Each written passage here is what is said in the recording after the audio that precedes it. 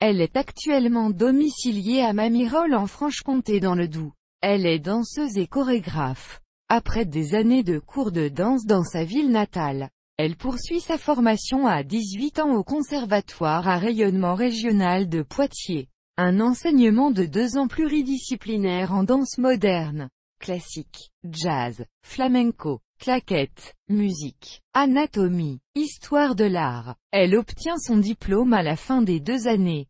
Danseuse dans plusieurs compagnies, elle se produit au sein de divers spectacles. Elle a travaillé avec des chorégraphes comme Paul Les Oiseaux, Odile Caz, Kilina Cremona, Florence Girardon. Elle rejoint Odile Duboc au milieu des années 90. Elle dansera le fameux 3 boléros. En 2002, elle crée sa compagnie BRRFTTT située à Besançon et devient également chorégraphe. Elle danse dans des théâtres, mais aussi dans des lieux un peu surprenants car non dédiés au spectacle vivant, tels que les hôpitaux, à Lons-le-Saunier, Nantes, Dole, Belfort, Toulon, Berck-sur-Mer, Sherbrooke, Canada, Singapour, les maisons de retraite comme Saint-Herblain, Brignoles, les galeries d'art, les musées, Nantes, Angers, Besançon, Nancy ou encore les centres de psychothérapie comme celui de Bully-les-Mines.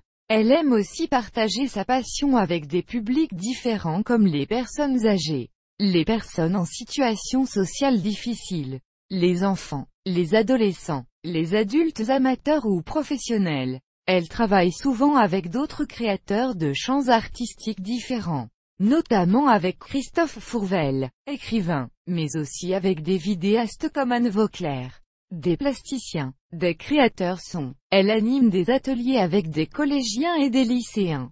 Cette danseuse s'est spécialisée dans de petites formes proposées à 1 ou 2 personnes dans des chambres d'hôpitaux. Chaque malade a le choix entre 13 musiques. La plus courte dure 26 secondes et la plus longue 5 minutes. Le passage dans la chambre se termine toujours par une discussion. Elle propose un moment d'évasion aux malades et à ses proches.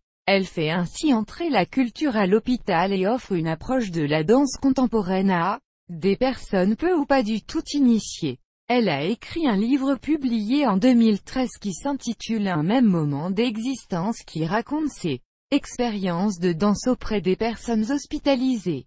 Ce livre recueille les notes prises lors des représentations à l'hôpital. Elle a également participé au projet Bud Blumenthal Hybrid Dancers en 2011 et fait partie de la base de danseurs en solo dans une vidéo en ligne sans musique.